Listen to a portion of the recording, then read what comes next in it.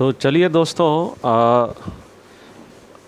Corona की संक्रमण काफ़ी बढ़ रहे हैं मध्य प्रदेश में भी, ख्याल रखिए। और हम चलते हैं इस सेकेंड एपिसोड में थोड़ा सा आपकी पाठ्यक्रम के बारे में।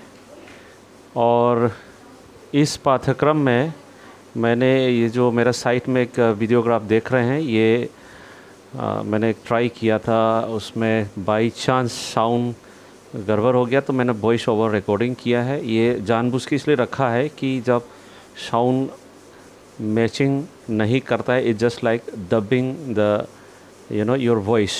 बट हमने इसको डबिंग ना करते हुए हम सीधे इसको हम अप्लाई कर रहे हैं।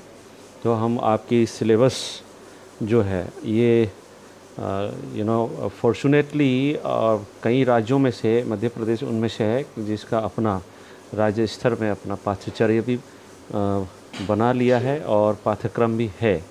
तो आपकी इसी खास करके इसी प्रोग्राम को लेके जो है इसमें हम देख रहे हैं, सारा चीज़ें देखिएगा। आप सबके पास है, मगर ये हम सभी कक्षा शुरू करने से पहले ये आपके साथ चर्चा करना चाह रहे थे, जो इसी आधार पर मैंने शुरू किया। सो माय डियर फ्रेंड्स, पहला हिस्सा में पहला बिंदु में जो दिया है वो है आपका अध्ययन का क्षेत्र, और दूसरा में जो दिया है आपकी विषय की रूपरेखा। तो ये जो विषय की रूपरेखा है, डिज़ाइन ऑफ द कोर्स, ये नॉर्मली एज ए स्टूडेंट हम लोग इन सब चीज़ों को इग्नोर करते हुए जाते हैं। और इग्नोर करते हुए यानी इसको हम नज़रअंदाज करते हैं, और उल्टा हम उधर पे बगल में जो मार्क्स वगैरह दे रखा है, जो पूर्णांक है 75 है ना, उसके बाद बाकी एक्सटर्नल इंटरनल देन कालखंड, इतना इसमें जो मार्क्स है वो देखते ही दिमाग में एक घंटी बजता है जिसका नाम है परीक्षा, एग्ज़ाम। और उसके साथ साथ में हमें जुड़ा रहता है डिग्री। तो ये लगभग सब नहीं, कई लोग कई जगह में इस टाइप की इस प्रकार की एक कल्चर स्टार्ट हो गए थे जिसमें परीक्षा देना है, डिग्री लेना है। तो ऐसा ना सोचिए, जिसके कारण आपके समक्ष मैंने इस पाठ्यक्रम को लाने का उद्देश्य ये है कि हम जो भी सफ़र हम साथ में जो शुरू करने वाले हैं, इसमें इस पाठ्यक्रम की जो भी गाइडलाइन है उसको फॉलो करना है और इसको समझने की कोशिश करना है। क्योंकि नॉर्मली हम लोग जब सिलेबस बोलता है तो सीधा हम कंटेंट पे उतर जाता है, और हमने बचपन से देखा है कि टेक्स्ट बुक में जो कंटेंट दिया रहता है, चैप्टर्स दिया रहता है, वहीं से हम हमारा दिमाग स्टार्ट करते हैं। मगर भविष्य में होने वाला एक शिक्षक होने के नाते ये बहुत मायने रखते हैं कि हम सिलेबस यानी पाठ्यक्रम को समझने से पहले किन किन मुद्दों को समझना ज़रूरी है, जिसका मूल्य आधार है पाठ्यचर्या, जो इसकी कुल मिला के इसकी गाइडलाइंस देता है। इसमें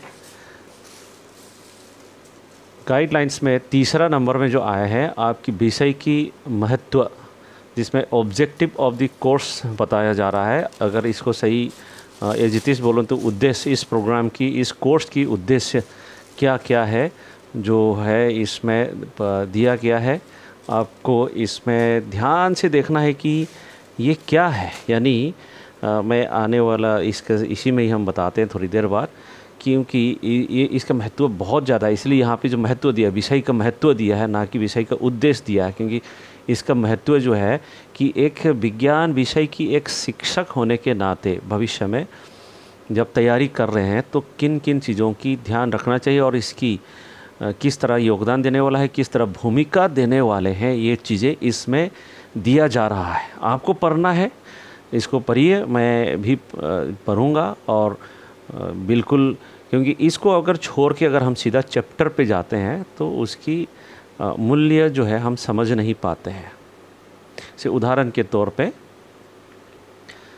यहाँ इस पाठ्यक्रम द्वारा छात्र अध्यापक विज्ञान शिक्षण के सभी क्षेत्र जैसे विज्ञान विषय की प्रकृति, उसका क्षेत्र, समाज और विज्ञान का अंतर संबंध, विज्ञान की दुनिया में ज्ञान निर्माण की प्रतिक्रिया, वैज्ञानिक दृष्टिकोण आदि से परिचित होंगे। ये सारा चीज़ें हैं। देखिए, ये सारा चीज़ दिया है। अब इसके बाद आते हैं चौथा नंबर में जो आप देख रहे हैं अभी, ये है विशेष उद्देश्य। इस कार्यक्रम से कौन कौन सी ऐसा उद्देश्य अपेक्षा रखा जा रहा है, ये भी एक तरीके से गाइडलाइन है। ताकि हम जो तैयारी करने जा रहा है ये खाली मात्र परीक्षा देना और डिग्री लेने वाली बात नहीं है।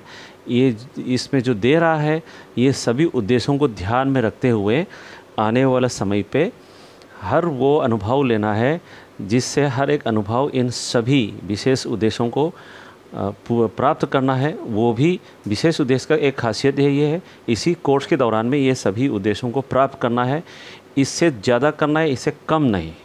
तो यहाँ मार्क्स की बात नहीं है, इन सभी उद्देश्यों को प्राप्त करना ये हम जब रियली अगर हम ऑन द फील्ड जब निभाने चले जाते हैं शिक्षक होने के बाद जब स्कूल में जाएंगे तब जाके असली में पता चलता है। और इसको सही तरीके से अगर आपने लपेट के समझ गया तो आपकी जो टीचिंग एप्टीट्यूड टेस्ट होता है कहीं प्रतियोगिता जो जैसे CTET जैसा एग्जामिनेशन आते हैं उसमें इनकी फंडामेंटल्स को ठीक से समझना और समझने से आपकी जो एग्ज़ाम है उसमें भी बहुत बड़ा आपके लिए योगदान साबित होगा। तो इस उद्देश्यों को अगर आप एक एक करके बिंदुओं को पढ़ते जाओगे तो जैसे अभी मैंने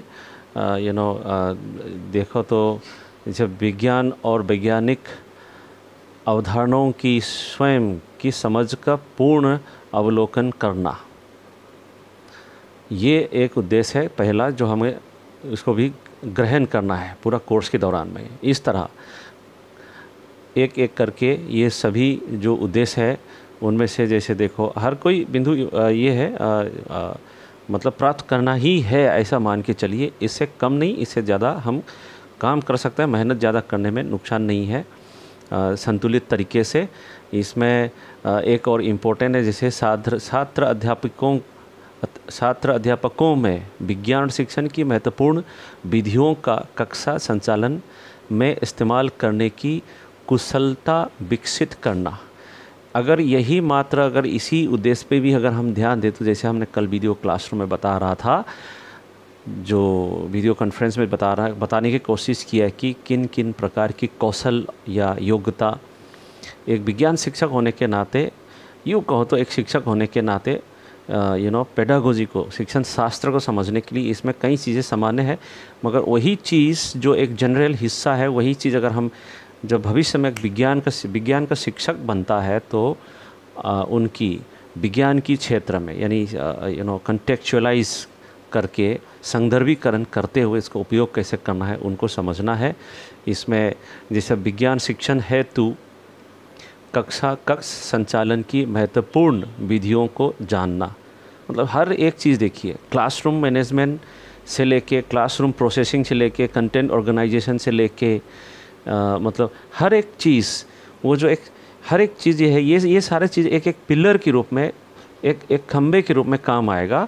और इन सब की संतुलन इंटीग्रेटेड फॉर्म में जब होलिस्टिक फॉर्म में जब ये एक साथ आपके व्यक्तित्व में जब ये निखर के आता है तब जाके आपकी गुणवत्ता की एक अच्छे साइंस विज्ञान शिक्षण की गुणवत्ता की आंकलन करने में भी ये भूमिका निभाएंगे। इस तरह अगला बिंदु में ये दिया है जैसे पांचवा बिंदु में running thread of the course, यानी कोर्स की महत्व क्या है। और इसके साथ साथ 6 नंबर में दिया है इकाईवार अंकों की विभाजन unit wise division of the marks.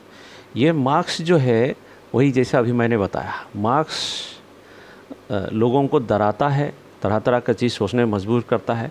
इसको इस अंदाज से देखिए, मार्क्स को ये एक वेटेज है।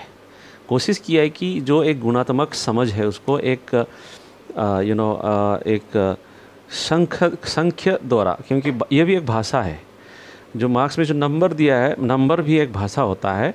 ये मापन में काम आता है कि किसको कौन से यूनिट कितना उसकी वज़नदार है और किस में हमको क्या करने से उसकी वज़न बढ़ता है। तो अनुभव जिसमें ज़्यादा होता है, अनुभव का जो ज़्यादा लेने की स्कोप जिसमें ज़्यादा होता है उसकी वज़न हमेशा ज़्यादा होता है। जैसे प्रोजेक्ट कार्य एवं विभिन्न प्रयोग में 40 की जो 25 मार्क्स की ये जो है कालखंड 40 दिया है और 25 मार्क्स की वो आपकी वेटेज दिया है, वज़न। तो इस आधार पे समझते हुए हमें जब काम करेंगे तो इसका मतलब है कि जब हम एक इस कोर्स के दौरान में जिस क्षेत्र में हम जिसमें प्रैक्टिकली जिसमें ज़्यादा काम करेंगे उसकी वज़न ज़्यादा होगा। और ये अभी लॉकडाउन के टाइम पे ऑनलाइन होने के बावजूद भी ये बिल्कुल संभव है। आप बिल्कुल डरिए मत, हमने ऑलरेडी करके चेक किया हुआ है, जिसमें बहुत सारे बच्चों ने कई सारे प्रोजेक्ट, अलग अलग प्रकार की प्रोजेक्ट कार्य करके हमको ये जो 4 साल की बीएससी बीएड कोर्स है, जो मैं Humana people to people India की तरफ से डॉक्टर रोहन जो प्रारंभ जज्जर वाला प्रोजेक्ट में काम कर रहे हैं, वहाँ पे हमने इस काम को किया है। आखिरी सेमेस्टर वाले बच्चे लोग जो है कई समस्याओं का सामना करना पड़ रहा था, लॉकडाउन हो गए थे, और तो उस दौरान में हम लोगों ने ऑनलाइन क्लास चलते वक्त हर प्रकार की अनुभव जो है ऑनलाइन जैसे आए तो मेन फोकस था कि छात्र केंद्रित शिक्षण विधियाँ होना है, ये है वो है। मगर अभी भी हम लोग वीडियो कॉन्फ्रेंस में आपको लग रहा होगा हम लेक्चर देते हैं, मगर आने वाला टाइम में ऐसा हम नहीं करेंगे, आपको बताएंगे। आपको भी साथ में काम करना है और प्रयोग भी करना है, प्रोजेक्ट भी करना है, सब आपको भी साथ देना है। तो साथियों, इस तरह ये जब अब हम ये जो सारे यूनिट को आगे बढ़ें तो डिटेलिंग फिर हर एक इकाई के अंदर में कौन कौन सी बिंदुएं हैं, ये सारे आपकी रास्ता जो सफ़र हम जिसमें साथ में चलने वाले हैं इनकी एक मार्क बताता है। उस मार्क में हम चलते वक्त भी आपकी पाठ्यक्रम ये हमको फिर भी गाइडेंस देता है, ऐसा नहीं छोड़ा है कि उस मार्ग पे चलते वक्त उस मार्ग पे चलने की प्रक्रिया में क्या क्या होगा, वो चीज़ इस 8वां नंबर बिंदु में दे रहा है, जो पाठ्यक्रम अंतरण की विधियाँ, mode of transaction. Mode of transaction एक ट्रेडिशनल ट्रांजैक्शन एक शब्द है, ट्रेडिशनल है, मगर आप समझ सकते हैं विधियाँ, कई विधियाँ होता है। जिस मार्ग पे हम चलते हैं उसमें चलने की कई विधियाँ होता है, उनमें से कुछ चुनिंदा यहाँ दिया गया है। उसमें से सबसे पहला हिस्सा है जैसे इकाईवार अध्ययन के लिए साहित्य उपलब्ध करवाना। ये अब आगे जैसे बाकी ऊपर वाला सारा हिस्सा एक हो गया, ये आगे जैसे मैं आपके भी फ़िलहाल मेंटर हूँ, और एक मेंटर होने के नाते जैसे मुझे आपके लिए क्या करना है वो बात यहाँ शेयर रखा है, जिसमें आप लोगों को ये पूरा कोर्स के दौरान में जो इस प्रकार की जो मार्क है, जो गाइडेंस है, ये सारा चीज़ें आपको उपलब्ध करवाना हमारा जिम्मेदारी है। मगर ये भी एक मिसअंडरस्टैंडिंग है, इसमें आप खुद भी योगदान देंगे। और इसके लिए आपसे निवेदन मैंने बार बार किया कि हमारा गूगल क्लास में आए। तो इस एपिसोड के बाद अगले एपिसोड में मैं आप लोगों को गूगल क्लास को कैसे एंजॉय करेंगे, किस तरह गूगल क्लास हमारा इस टोटल प्रणाली जो फ़िलहाल जो चल रहा है लॉकडाउन के दौरान में कैसे महत्वपूर्ण साबित होगा, वो भी हम आपको बताएंगे। क्यों गूगल क्लास ज़रूरी है और बहुत ही शानदार एक तरीके से वो प्लेटफॉर्म है, यूज़ करेंगे। समय के हिसाब से कितने भी चुनौतियां आए मगर हम हार नहीं मानना है और चलना है और कोशिश करना है। हर तरह की प्लेटफॉर्म को हम उपयोग करेंगे और बेस्ट टू बेस्ट करेंगे। बिल्कुल ऐसा ज़रूरी नहीं हमेशा हम कक्षा में एक साथ बैठे तभी जाके अनुभव लिया जा सकता है, अभी भी लिया जा सकता है। तो इसमें पहला वाला हिस्सा जो है इकाईवार अध्ययन के लिए जो रिसोर्स मटेरियल जो है हम गूगल क्लास में देंगे। उसके बाद आता है आपकी जो भी आपके साथ हम प्रयास करेंगे, सरल होने की कोशिश करेंगे। मगर कोई भी नया चीज़ आता है तो वो सरल ऐसा एकदम नहीं लगता है जो नहीं जानते। खास करके जैसे टेक्नोलॉजी बेस है तो टेक्नोलॉजी में ज़्यादा आपकी अभी कंफर्ट जोन में सुविधाजनक नहीं है, तो होने का प्रयास भी करना है। क्योंकि आने वाला टाइम है जब आप यहाँ कोर्स ख़त्म करके जब सही समय पे आप अपने योगदान निभाने के लिए सही मैदान पे जब उतरेंगे, तब आपसे ये आने वाला टाइम में मंगाया जा सकता है। काफ़ी समाज में परिवर्तन हो चुका है। अभी इस महामारी के वजह से काफ़ी सारा चेंजेस हो गया। सो टेक्नोलॉजी एक बहुत बड़ा सहारा बन के हम सबके सामने उतरे हुए हैं। छोटे बच्चों को तो और भी ज़्यादा भुगतना पड़ रहा है, तो आप तो कम से कम कोशिश कर सकते हैं। तो उसके आधार पे जो सारा चीज़ें हैं शुरू में कठिन लग सकता है मगर आपको आसान होने लगेंगे। बस शर्तें इतना है कि जैसे जैसे अनुभव लेने की बारी आते हैं आप सक्रिय रूप से हमारे साथ दें। और इसमें एक TLM की बात कर रहे हैं, टीचिंग लर्निंग मटेरियल जो है ये भी एक संसाधन है, टीचिंग लर्निंग संसाधन। ये जो टीचिंग एड सहायक सामग्री के नाम से ज़्यादा पॉपुलर है पुराना टीचर्स ट्रेनिंग प्रोग्राम में। ये इसके साथ दिया है एवं एन मल्टीमीडिया उपयोग करते हुए। अब ये देखिए मल्टीमीडिया उपयोग करते हुए, ये सिंपल वही बात है जो मैंने अपने प्रस्तावना में, कल की प्रस्तावना में जब वीडियो कॉन्फ्रेंस टाइम में हमने कहा था, आप लोग के साथ साझा किया था, जो multi sensory learning opportunity environment देना है, ऐसा एक वातावरण देना है हर बच्चों के। हमारा मैंने बोला सभी हमारा हर एक जीव जंतु की जो अपना जो सेंस ऑर्गन है, ये सारे जैसे आँख, नाक, कान, स्किन, ये सारा चीज़ें हमको सेंसेस को महसूस करवाता है। और ये सारे सेंसेस द्वारा हमारा ब्रेन में जाने के बाद, हमारा कॉग्निशन में प्रोसेस होने के बाद, ये जो हमने बाहर से जो भी लिया है, ये सारे इन्फॉर्मेशन है, सूचना है, ये प्रोसेस होने के बाद जो भी बचता है आपकी सो कॉल समझ में, जो बचता है यानी उसके प्रोसेस होने के बाद फिर आप प्रोसेस आपके दिमाग में जो बचे हुए जो है, फिर आप उसको दूसरों के साथ साझा कर पाता है, या काम के द्वारा या एक्टिविटी द्वारा जब आप उसको एक्सप्रेस कर पाता है, तब जाके वो उसको नॉलेज की, ज्ञान की रूप लेता है। यानी इन्फॉर्मेशन यानी सूचना से ज्ञान की रूपांतरण की प्रोसेस इस तरीके से होता है। तो ये जो सेंस ऑर्गन है, इसको ज्ञान की द्वार भी कहलाता है। तो ये ज्ञान की द्वार भी कहलाता है। और इसी वजह से हमने वीडियो कॉन्फ्रेंस में जो बोला था, मल्टी सेंसरी लर्निंग अपॉर्चुनिटी का एनवायरनमेंट देना है। तो हर बच्चे, अगर हमारे जैसे आप अभी हमारे ये सुन रहे हैं, तो अभी कौन सी वाले सुन रहे हैं, जैसे हमने बताया था वीडियो कॉन्फ्रेंस पे, जब सुन रहे होते हैं तो आपकी आंख, ये देख रहे हैं, आंख काम कर रहा है, सुन रहे हैं तो कान काम कर रहा है। मगर अभी यहाँ हम साथ में मिलके कोई ऐसा प्रैक्टिकल नहीं कर रहे हैं, तो आप छू के देख नहीं सकता और चख के देख नहीं सकता। यानी इसमें अभी पूरा मल्टी सेंसरी पूरा शामिल नहीं है इसमें। तो मल्टी सेंसरी होगा तो उसमें ये मनोविज्ञान के आधार पर ये मानना है कि उसमें लर्निंग अपॉर्चुनिटी का यानी अधिगम की जो मौका है, माहौल है, वो बेहतर उसके माहौल मिलता है। और एक फैसिलिटेटर होने के नाते, एक शिक्षक होने के नाते, ये जो भी बच्चे हैं भविष्य में जब आप शिक्षक हो जाएंगे, जो भी बच्चे आपके छात्राएं होंगे, उनको सही वातावरण देना ही हमारा मूल्य जिम्मेदारी है। बाकी मैंने कल जो वीडियो दिखाया था, मैंने बता दिया कि हर एक बच्चे अपने अपने विभिन्न क्षमताओं के साथ जन्म होता है। मगर हम लोग ने इंडस्ट्रियल रिवॉल्यूशन के टाइम में ऐसा कुछ काम कर लिया कि हर बच्चे को हमने मशीन की तरह एक जैसा, ए फॉर एप्पल हर कोई, मगर ए से एप्पल ही नहीं होता है, कई सारा चीज़ें होता है। ये सारा जो अपने अंदर में रियलाइजेशन होता है वो मायने रखता है। अभी जो मैं अभी आपको स्क्रॉल करके दिखा रहा हूँ, जिसमें ये आ गया 9वां नंबर आपकी पाठ्यक्रम का, ये बिब्लियोग्राफी जो लिखा है आपका, इसमें लिखा है हिंदी में संदर्भ ग्रंथों की सूची। यानी इतने सारे चीज़ें जो ऊपर में पाठ्यक्रम ये गाइडेंस जो दिए हैं, ये एक यूँ कहूँ तो एक प्रारूप है।